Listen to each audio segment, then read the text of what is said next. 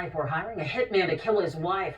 Farah Frada, a mother of 3, was shot to death in her Atascocita home back in 1994. Our Grace White will be in Huntsville for the execution as a media witness tomorrow. She joins us now with the family's story. Grace?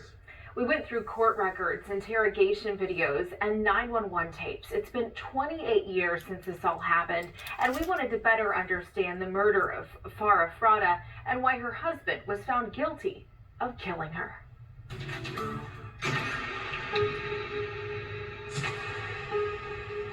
The young girl, she still asks for her mother. Mommy, I love you, Mommy. A mother ripped away from her 3 children by murder. And from the beginning, the prime suspect, her husband, Robert Frada. In the Harris County Courthouse records, we found the 911 tape from November 9th, 1994. 911 County, what is your emergency? Yes, I just saw a shooting, please. Okay, do you know if anybody's been shot? The lady is down in her garage. She's been shot 2 times. There were 2 shots. It was 33-year-old Farah Frada, who was going through a bitter custody battle for her 3 children. In a police interrogation video, Robert Frada claimed he didn't kill his wife because he would have gotten more money if she lived. Did you really never want to? No, I did not. I'll put it this way too. I mean, if anything happens to her, that's one of the things I was thinking about the way over here is like, what the hell am I going to do now? I mean, me battling for custody.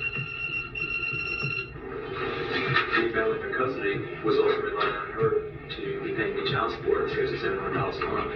Frada denied killing his wife and turned on the charm in front of the camera. And I hope they find the guy.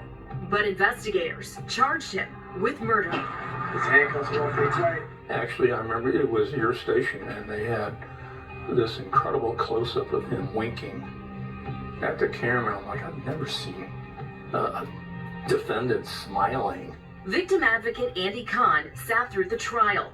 Frada was a police officer and a firefighter in Missouri City, who Kahn says knew how to work the system. So it was kind of unfathomable to think that, you know, somebody with that background would actually be responsible. But then, you know, come to find out that he had been asking multiple people, you know, anywhere from 8 to 10 people, you know, if they could take out his wife.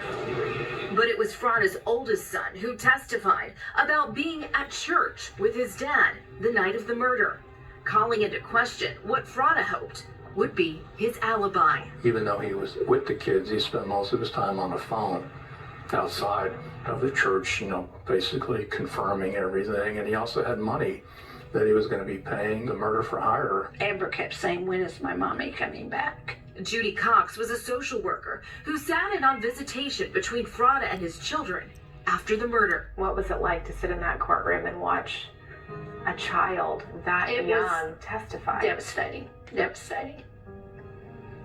And he did fine.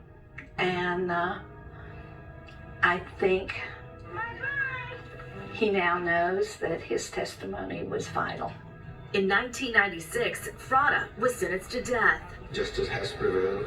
Freedom has prevailed. Farah's parents decided they would raise the kids and even change their last names to break all ties. I cannot wait for the day when I see him laying on that table, waiting to get the injection. But in 2009, Frada was granted a new trial. The confessions of his 2 accomplices thrown out, and the family was forced to do it all again. But after hearing all the evidence, the verdict was the same. We, the jury, find the defendant, Robin Allen Frada, guilty of capital murder as charged in the indictment. Frada returned to death row. At the children's request, both Cox and Kahn will be with them to witness the execution. And you'll be there alongside them. Yes. Just like you've been throughout the whole Yes. process. Bradley even still calls me Miss Judy. He says, Miss Judy, I want you there. Do you expect Bob to apologize? No.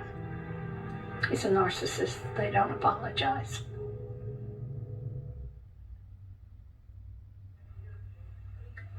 They're trying to stop his execution, claiming the drugs Texas uses are out of date. We did ask TDCJ about that. They told us all the drugs are within their use dates and have been appropriately tested.